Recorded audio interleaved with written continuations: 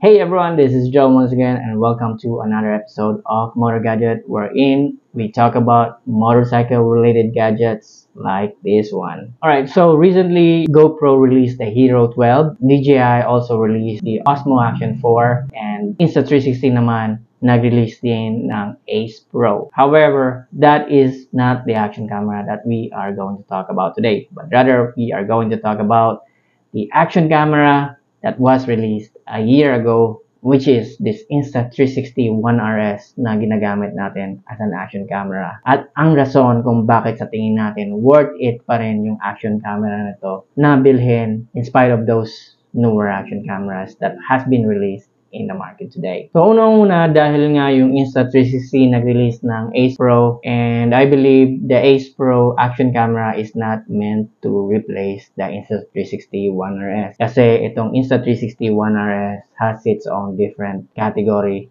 when it comes to action camera. The Ace Pro, I believe, is meant to compete the GoPro action camera and the DJI Osmo action camera. So, one main advantage of having this action camera is yung pagiging modular niya. Now, if you purchase the twin edition of this action camera, comes with two lenses. One of that is the 360 lens niya na para siyang X3 na when you are using this, ito yung nakikita yung buong surrounding mo na pwede mong i-edit at i-frame later sa app kung ano yung gusto mo na mga views na makikita when you exported the video. And the other lens that comes with it is yung 4K boost lens niya, which is this one. Ito naman yung lens na parang GoPro lang, standard lang. Isa lang yung POV niya. So kung ano lang yung direction na sinushoot mo, yun lang din ang makukuha. So in other words, pag bumili ka nito, para ka na rin bumili ng dalawang action camera in one, which is perfect para doon sa mga taong hindi pa ma-afford bumili ng multiple action cameras. Okay, so another thing na nakikita nating advantage nito as compared to those standard action cameras is yung dahil nga sa modular yung action camera nito, pwede mo siyang tanggalin yung component niya. Now, yung battery niya or battery base is andito sa ilalim. Yung core niya, which is andoon yung display, at ito yung lens part niya. So, meron siyang tatlong component. Napakabilis lang magpilit ng battery nito as compared to those other action cameras na kailangan mo pang ipasok yung battery sa battery slot niya. So, with this one, kung meron kang multiple batteries, kailangan mo lang i-slide yung locking mechanism niya. And from there, matatanggal mo na yung battery and you can add the fully charged battery. Just like that. And advantage ng ganitong setup as compared to those standard action camera na meron siyang butas dito, kagaya ng ating dating action camera which is the SJ8 Pro, meron siyang kailangan mong ipasok yung battery sa slot niya. Ang problema lang doon, kagaya na nangyari dito sa ating unang action camera, is kapag nag-bloat yung battery, kung makikita nyo, hindi ko na siya matanggal sa loob. And that being said, dahil nga nag-bloat na yung battery niya, hindi ko na matanggal, affected din yung structure ng action camera itself. Kung makikita nyo dito, natutuklap na yung housing niya dahil nga sa nag-bloat siya. And that kind of issue is avoided with this type of camera setup. Now, another thing is, worst case scenario, pag merong nangyari sa action camera mo, kagaya nito, halimbawa, nabasag yung lens niya, or nasira yung core, or whatever, with this type of setup,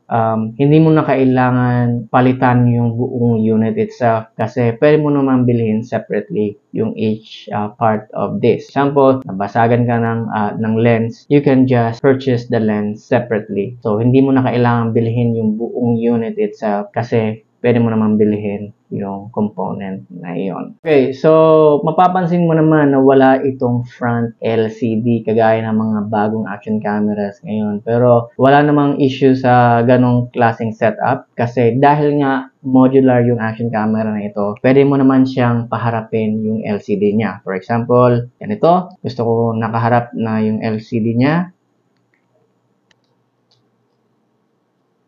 And wala. Ayan. So, ayan. Nakaharap na yung LCD niya. Now, pagdating naman sa shooting mode, marami naman itong shooting mode. Pero to be honest, hindi naman natin palagi nagagamit yung ibang mga shooting modes ng action camera na to. But it's good to know na meron pa tayong maraming option.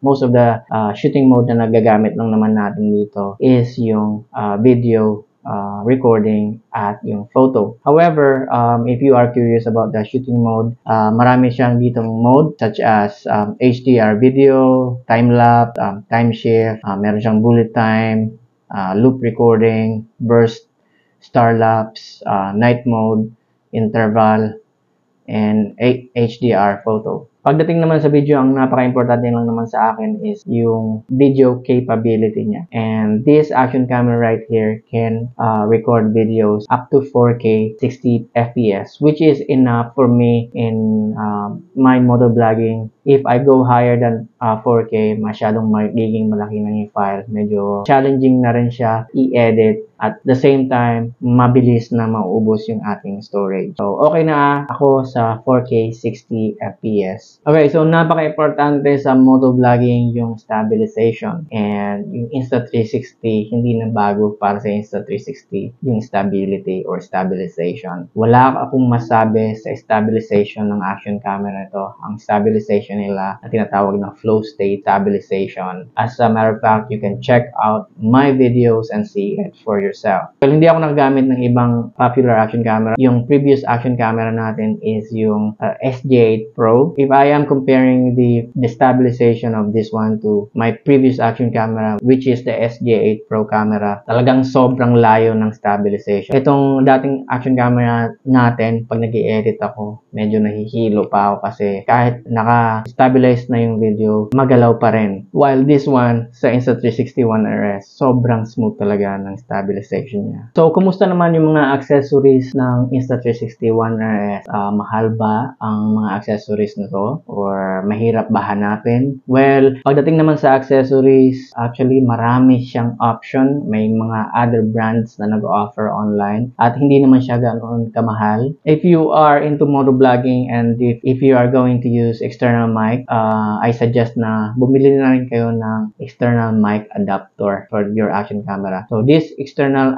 mic adapter ng Insta360 One RS, meron na siyang slot for the 3.5mm jack, and then sa kabila niya is yung USB Type-C that allows you to charge your action camera habang nakasalpak itong mic adapter na ito. Also, worth mentioning, this mic adapter, sobrang liit niya lang. Unlike the GoPro mic adapter, and yung price niya is 800 pesos. Unlike the GoPro adapter, as far as I know, it will cost you around 3,000 pesos. So, doon pa lang sulit na sulit na. Alright, so talking about this mic adapter, itong mic adapter natin, of course, ginagamit natin siya pagka gumagamit tayo ng external mic. And alam nyo ba na ang Insta360 ever since is meron na siyang wireless mic compatibility. So, ever since ang Insta360, pwede mo siyang i-connect sa iyong AirPod para siya ang magsilbing mic for your recording. And recently, yung GoPro, in-implement nila yon sa Hero 12. Dati pa, ginagamit natin yung feature na yon sa Insta360. Ang ginagamit naman natin na mic for our wireless mic is yung ating intercom. Another thing na nagustuhan ko rin sa Insta360 in general is yung pagiging user-friendly ng kanilang action camera. Hindi lang sa action camera itself, but pati na rin sa application nila. Insta360, meron silang sariling application, which is the Insta360 app. Meron din siyang pang Windows. Pwede mo siyang i-edit on your mobile phone on the go, and pwede mo rin siyang i-edit sa mga PCs or your laptops. Napaka-user-friendly ng application nila. Napaka-innovative ng application nila. It allows you to export your files in there. Pwede mo siyang i-reframe. Pwede mo siyang palitan ng sky. Pwede mo lagyan ng stat like speedometer, elevation, and your location if you are recording and you are using your mobile phone as your app. Okay, so those are the things that I believe that are worth mentioning if ever na you are considering buying this action cameras. Yes, ano sa tingin nyo? Worth it nga ba ang action camera na ito? Well, with all those things that I have mentioned, I believe it is. Sinabi ko nga, parang merong dalawang action camera in one. At ang pagiging modular niya is marami siyang advantage as compared to those standard action cameras in the market. Alright, so I guess that's it for this video. Kung nagustuhan nyo yung video na ito, please make sure to like this video and make sure to subscribe to our channel para updated ka on all our video uploads. Once again, I am Joel. If you are interested in motorcycle related contents, travel, and gadgets, please make sure to subscribe to this channel. Thank you. I'll see you again on the next one. Bye.